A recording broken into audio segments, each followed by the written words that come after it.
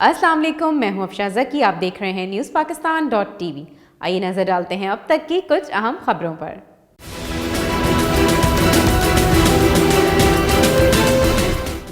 میں اتنی آسانی سے نہیں جاؤں گا، آئی جی سندھ کلیم امام کا بیان۔ کہا میرے خلاف بڑی سازش ہوئی ہے، تاثر یہ دیا جا رہا ہے کہ میرا تبادلہ ہو گیا ہے، تبادلہ ہوا بھی تو میں 1.25 لاکھ کا ہی رہوں گا۔ وفاقی کابینہ نے آئی جی سندھ پولیس کے تبادلے کی منظوری مؤخر کرتے ہوئے معاملہ گورنر اور وزیر اعلیٰ سندھ کے سپرد کر دیا۔ آئی جی سندھ کے تبادلے کے لیے وفاقی کابینہ سے منظوری لینا دوہرا معیار ہے، وزیر اطلاعات سندھ سعید غنی کا رد عمل۔ سپریم کورٹ نے وزیر ریلوے شیخ رشید سے محکمے کو منافع بخش بنانے کا پلان طلب کر لیا۔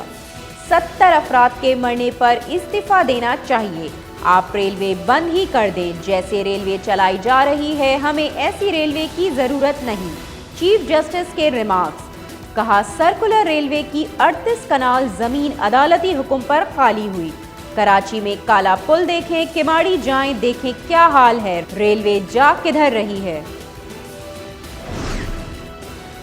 اسلام آباد ہائی کورٹ نے سابق وزیر خزانہ اسحاق ڈار کی گلبرگ کی رہائش گاہ کی نیلامی روک دی۔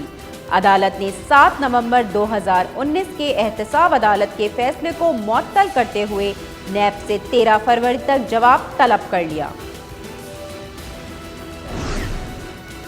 وزارت ریلوے نے جمشید عالم کی معطلی کا نوٹیفیکیشن بھی جاری کر دیا۔ نوٹیفیکیشن کے مطابق جمشید عالم کو سانحہ تیز گام میں آتش زدگی واقعے میں غفلت برتنے پر معطل کیا گیا۔ سپریم کورٹ نے آج سانحہ تیز گام واقعے پر غفلت کے مرتکب اعلیٰ افسران کے خلاف کارروائی کا حکم دیا تھا۔ نیب استحصالی ادارہ بن چکا، جس مقصد کے لیے ادارہ بنا تھا وہ ختم ہو گیا، چیف جسٹس سپریم کورٹ کے ریمارکس۔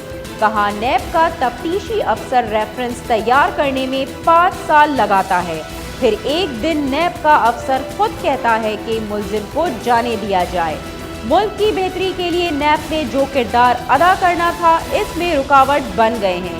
1 سال میں مقدمات کا فیصلہ ہونا چاہیے، 6 سال گزر جاتے ہیں۔ چینی دارالحکومت بیجنگ میں بھی کرونا وائرس سے پہلی ہلاکت سامنے آ گئی، جس کے بعد اموات کی تعداد بڑھ کر 106 ہو گئی۔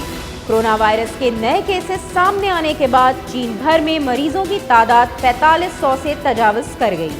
چین کے 17 شہروں میں ٹرین، بس اور فضائی سروس مکمل بند۔